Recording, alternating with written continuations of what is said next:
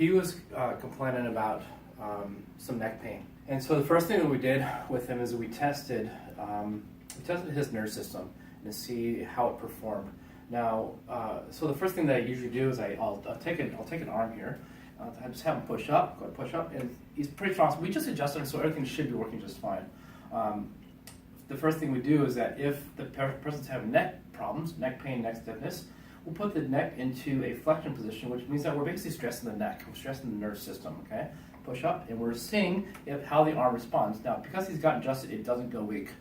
Before we adjusted him, it still didn't go weak. So there wasn't any real stress inside the nerve system in the neck area when we started.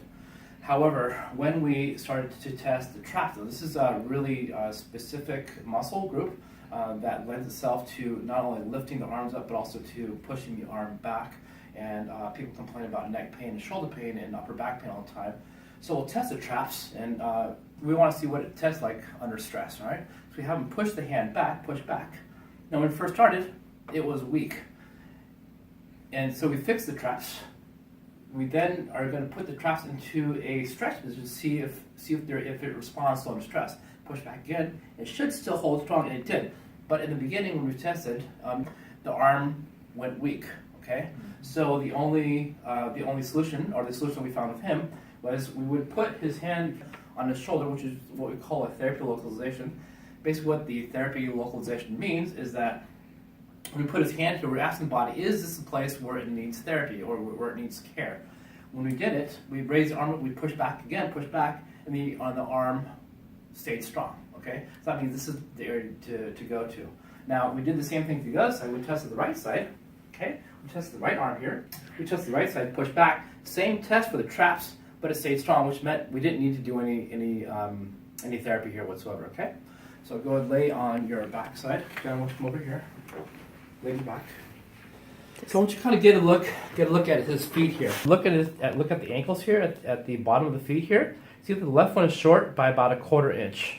Okay, the right side is long, left side is long too. Okay, so what's one of the first things I tried to correct is the leg length, but the leg length never changed, which possibly means that he's got an anatomically short left leg, which means that he has a leg that is just shorter than his right side is by 1/4 inch.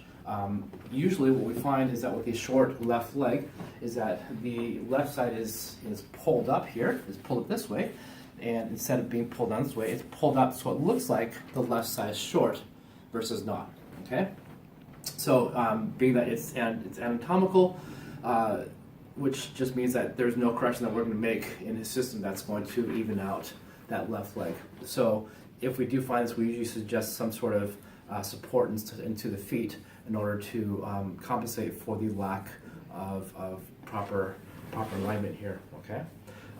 Another test that we did, that you saw in the video, is that when we looked at his feet, not only were the legs not even, is that we tested the feet. Now the feet are what contact the ground when you walk, when you run.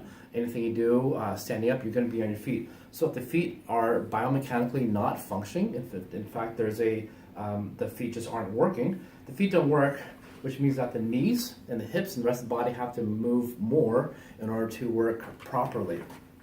So how we did this, just like we did with the neck and the arms, we're going to stress the feet to see if the feet are in fact a cause for malfunction.